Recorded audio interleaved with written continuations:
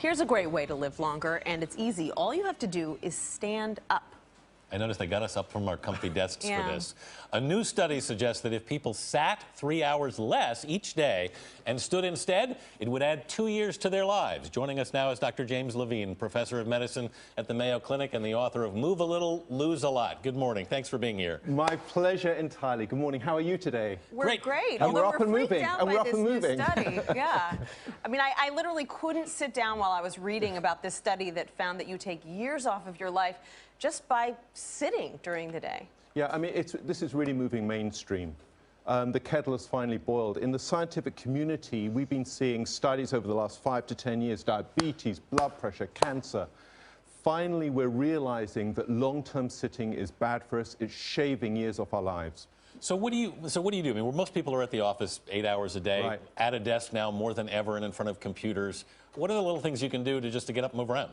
We have a very, very simple mantra. Tag it, think it, do it. Tag your Monday morning meeting. Yeah. Think, how am I going to make it dynamic? Then have a walk and talk meeting. I've got one for you right here. This is for both of you. Put a little orange sticker on your telephone.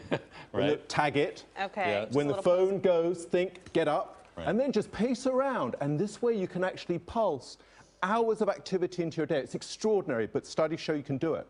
What is it about sitting that's so damaging for your health?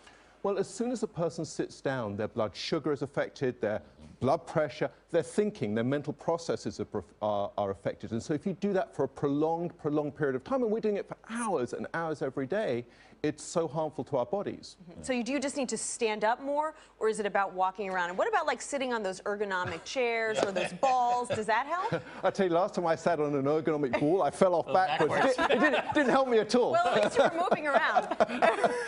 Yeah, I sure moved. No, but seriously, I mean, what we try and do in the corporations we work with is encourage people to get up and move throughout the day. Walk and talk meetings. If you can push 2 walk and talk meetings into your day, and many of us have more meetings than that, that's probably better for you than those 2 rushes to the gym a week. Right. It's very, very powerful. We were talking in the break about the fact that, I mean, some people have standing desks. Yeah. Gets you up on your feet. The numbers they're using here, it says you sit 3 hours less, 2 years added to your life. That's huge. Is that real, do you think? Yeah, it's real. I mean, the reality is that, 26 million Americans have diabetes. The numbers are overwhelming. 2/3 of people have blood pressure higher than it should be. I mean, as soon as you realize that if you get up, your blood sugar will plummet, your triglycerides improve, it therefore makes sense that not only can getting up improve your health and prevent diabetes, but you become sharper and actually more productive too.